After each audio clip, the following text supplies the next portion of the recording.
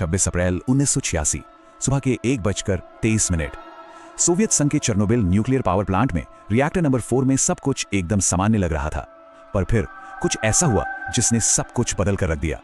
अचानक से रिएक्टर के ऊपर रखा वो भारी भरकम ढक्कन कांपने लगता है। पूरी बिल्डिंग में झटके महसूस होने लगते हैं। कंट्रोल रूम में बैठे वर्कर्स को यह एहसास हो जाता है कि रिएक्टर में जो न्यूक्लियर रिएक्शन चल रहा है वो अब उनके कंट्रोल से बिल्कुल बाहर हो चुका है। तो घबराहट में एक वर्कर इमरजेंसी शटडाउन का बटन दबा देता है। लेकिन रिएक्टर बंद होने की जगह एक बहुत बड़ा धमाका होता है। एक ऐसा धमाका जिसने हिरोशिमा पर गिरे एटम बॉम्ब से सोचिए 400 गुना ज्यादा रेडियो एक्टिव मटेरियल हवा में फैला दिया, और इसी के साथ ये बन गई इतिहास की सबसे भयानक न्यूक्लियर दुर्घटना। तो सवाल यही उठता है कि आखिर हुआ क्या था? दुनिया की सबसे बड़ी न्यूक्लियर आपदा का कारण क्या था? कैसे एक मामूली सा सेफ्टी टेस्ट इतनी बड़ी तबाही में बदल गया? चलिए आज इस पूरे मामले को आसान भाषा में समझते हैं। इस धमाके की गुत्थी सुलझाने के लिए सबसे पहले उस मशीन को समझना जरूरी है जो इस सबके केंद्र में थी, यानी एक न्यूक्लियर रिएक्टर। बहुत आसान भाषा में समझें तो एक न्यूक्लियर रिएक्शन से बेइंतहा गर्मी पैदा होती है। फिर इस गर्मी से पानी को उबाला जाता है, जिससे बनती है हाई प्रेशर स्टीम यानी भाप, और यही भाप एक टरबाइन को घुमाकर बिजली बनाती है। तो पूरा खेल पानी और भाप को कंट्रोल करने का ही है। अच्छा, अब इस रिएक्शन को कंट्रोल कैसे करते हैं? एक कार का उदाहरण लेते हैं। चेर्नोबिल में जो मॉडरेटर था वो ग्रेफाइट से बना था। इसे आप कार का एक्सेलरेटर समझ लीजिए। इसका काम था रिएक्शन को तेज करना। और फिर आती हैं कंट्रोल रॉड्स जो बोरॉन से बनी थी। ये हैं कार के ब्रेक्स। ये न्यूट्रॉन्स को सोखकर रिएक्शन को धीमा करती हैं। सिंपल, एक्सेलरेटर और ब्रेक, यही दो मेन कंट्रोल्स थे। तो उस रात को वर्कर्स एक सेफ्टी टेस्ट कर रहे थे। ये टेस्ट पहले से ही काफी लेट हो चुका था और जो टीम काम पर थी वो भी थकी हुई थी। यहीं से शुरू हुई तबाही की उल्टी गिनती। देखिए हुआ क्या, रात 11:10 पर टेस्ट की तैयारी शुरू हुई। ऑपरेटर्स ने रिएक्टर का पावर कम किया, लेकिन आधी रात के आसपास पावर अचानक से गिरकर सिर्फ 30 मेगावाट रह गई। अब पावर बढ़ाने के लिए उन्होंने क्या किया? उन्होंने कंट्रोल रॉड्स यानी ब्रेक्स को हटाना शुरू कर दिया। सुबह के 1:19 तक लगभग सारे ब्रेक्स हटा दिए गए, जो कि एक बहुत बड़ा सेफ्टी उल्लंघन था। और बस ठीक 1:23 पर एक जोरदार पावर सर्ज हुआ। ऑपरेटर्स बेचारे परेशान थे। उन्हें समझ ही नहीं आ रहा था कि पावर इतनी कम क्यों हो गई। असल में इसके पीछे वजह थी ज़ीनॉन पॉइजनिंग। होता यह है कि न्यूक्लियर रिएक्शन के दौरान ज़ीनॉन 135 नाम का एक बाय प्रोडक्ट बनता है। ये भी न्यूट्रॉन्स को सोखता है।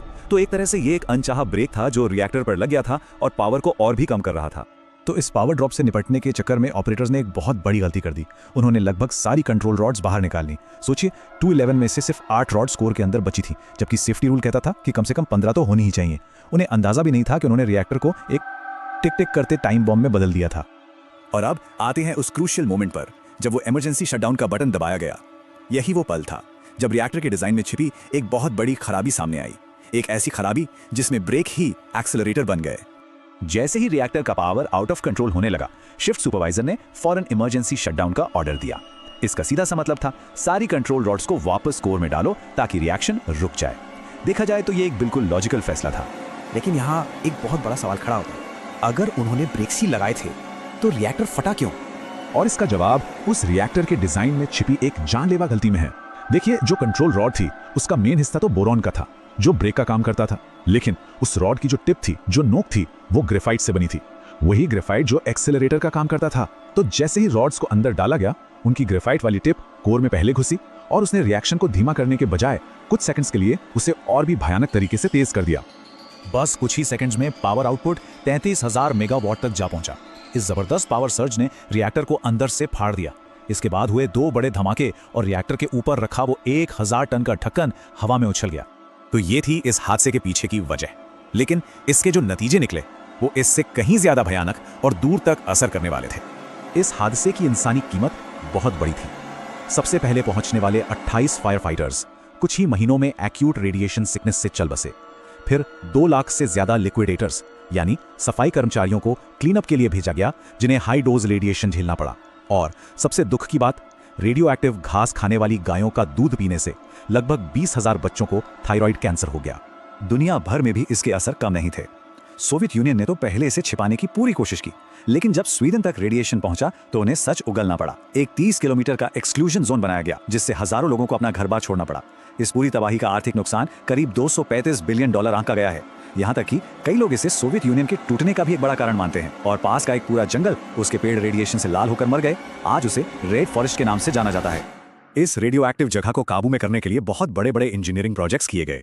1986 में जल्दी में एक सार्कोफेगस बनाया गया उसे ढकने के लिए। फिर साल 2019 में $3 बिलियन के खर्च से एक न्यू सेफ कन्फाइनमेंट स्ट्रक्चर बनाकर उस पुराने सार्कोफेगस के ऊपर लगा दिया गया। ये नया स्ट्रक्चर इस जगह को अगले 100 साल तक सुरक्षित रखने के लिए डिजाइन किया गया है। इस ट्रेजेडी का एक पॉजिटिव असर भी हुआ। इसके ठीक बाद 1989 में world association of nuclear operators की स्थापना की गई। इसका मकसद था पूरी दुनिया में न्यूक्लियर सेफ्टी के स्टैंडर्ड्स को बेहतर बनाना, ताकि ऐसा हादसा फिर कभी ना हो। यहाँ एक और कहानी है जिसका जिक्र जरूरी है, उन 3 डाइवर्स की जिन्होंने अपनी जान की परवाह किए बिना रेडियो एक्टिव पानी से भरे एक टैंक को खाली किया। अगर वो ऐसा ना करते ना तो एक तीसरा और भी बड़ा स्टीम एक्सप्लोजन हो सकता था। एक ऐसा एक्सप्लोजन जो शायद पूरे यूरोप को रहने लायक नहीं छोड़ता और लाखों लोगों की जान ले लेता। तो आखिर में चेरनोबिल हमें क्या सिखाता है? इसकी सबसे बड़ी विरासत क्या है? क्या ये टेक्नोलॉजी पर हमारे अंधे विश्वास यानी हमारे अहंकार की एक चेतावनी है, या फिर एक सुरक्षित कल के लिए सीखा गया एक जरूरी सबक? शायद इसका जवाब इन दोनों में ही कहीं